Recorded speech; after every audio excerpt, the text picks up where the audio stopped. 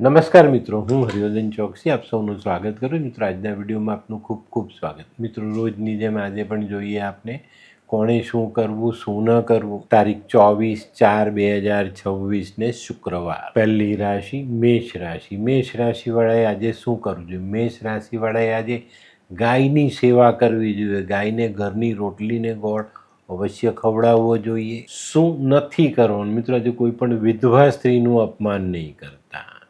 આજના સહાયક દેવ હનુમાનજી. વૃષભ રાશિવાળાએ આજે શું કરવું જોઈએ? વૃષભ રાશિવાળાએ આજે તુલસી માતાની પૂજા કરવી જોઈએ અને જલ ચડાવવું જોઈએ. શું નથી કરવાનું? મિત્રો, આજે ધનનો વ્યય નહીં કરતા, ખોટા ખર્ચા બિલકુલ નહીં કરતા. આજના સહાયક દેવ લક્ષ્મીજી. મિથુન રાશિવાળાએ આજે શું કરવું જોઈએ? મિથુન રાશિવાળાએ આજે પંચામૃતનો પ્રસાદ માં લક્ષ્મીને ધરાવી ખાવો અને ખવડાવવો. શું નથી કરવાનું? મિત્રો, આજે કોઈની પણ સાથે ભાગીદારીમાં કામ કરવું નહીં. આજના સહાયક દેવ કુળદેવતા. કર્ક રાશિવાળાએ આજે શું કરવું જોઈએ? કર્ક રાશિવાળાએ આજે જીવનસાથીની સેવા કરવી જોઈએ, એનું માન સન્માન જાળવવું જોઈએ.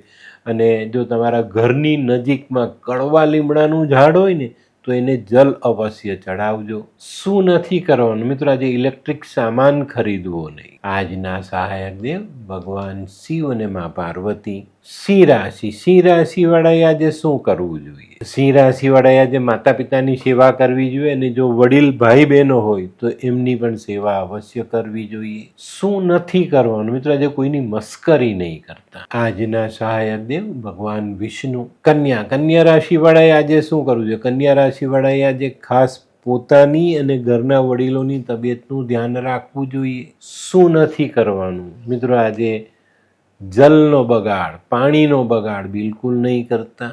આજના સહાયક દેવ મા દુર્ગા.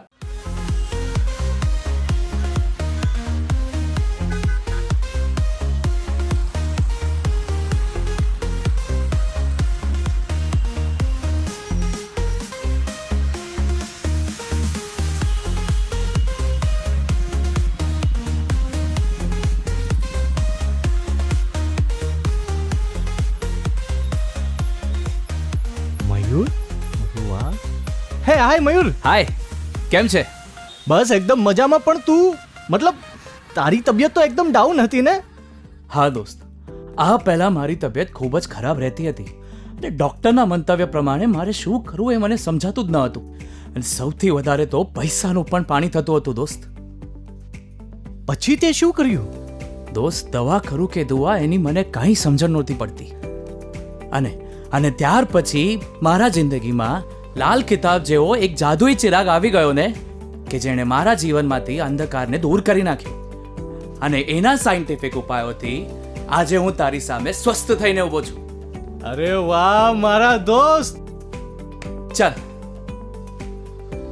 શું માનવ જીવનમાં રોગ મહારોગ ક્યારે આવે એની જાણકારી લાલ કિતાબ દ્વારા મળી શકે છે?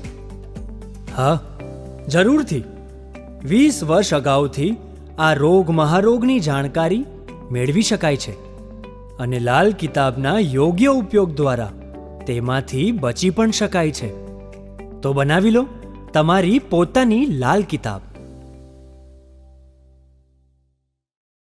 તુલા રાશિવાળાએ આજે શું કરવું જોઈએ? તુલા રાશિવાળાએ આજે નાની ગરીબ કન્યાઓને મિષ્ટાન ખવડાવવું જોઈએ અથવા મીઠું દૂધ પીવડાવવું જોઈએ. શું નથી કરવાનું? મિત્રો, બાળકોની ખોટી જીદ પૂરી ન કરવી. આજના સહાયક દેવ લક્ષ્મીનારાયણ ભગવાન. વૃશ્ચિક રાશિવાળાએ આજે શું કરવું? વૃશ્ચિક રાશિવાળાએ આજે થોડી માવામાંથી બનેલી મીઠાઈ માં લક્ષ્મીને ચડાવીને ખાવી અને ખવડાવી. શું નથી કરવાનું? સરકારી કર્મચારી સાથે વાદ વિવાદ નથી કરવાનો. આજના સહાયક દેવ કાર્તિકેય ભગવાન. ધનરાશિવાળાએ આજે શું કરવું જોઈએ? ધનરાશિવાળાએ આજે દૂધ અને મધ ભેગા કરીને ભગવાન શિવનો અભિષેક કરવો જોઈએ અથવા તો દૂધ અને મધ ભેગા કરીને નાની દીકરીઓને પીવડાવવું જોઈએ. શું નથી કરવાનું? મિત્રો, આજે મેલા ગેલા કપડાં પહેરવા નહીં. આજના સહાયક દેવ ગણેશ મહારાજ. મકર રાશિવાળાએ આજે શું કરવું જોઈએ? મકર રાશિવાળાએ આજે કોઈ ગરીબ વિધવા સ્ત્રીની સેવા કરવી જોઈએ. શું નથી કરવાનું? શેર સટ્ટામાં આજે રૂપિયાનું રોકાણ કરવું નહીં. આજના સહાયક દેવ ભગવાન નરસિંહ. કુંભ રાશિ વાળાએ આજે શું કરવું? કુંભ રાશિ વાળાએ આજે કોઈ યાત્રા કરવાની હોય તો યાત્રામાં ખૂબ સાવચેતી રાખવી જોઈએ. શું નથી કરવાનું? તો મિત્રો આજે ઘરનું સોનું ગીરવે નહીં મૂકતા.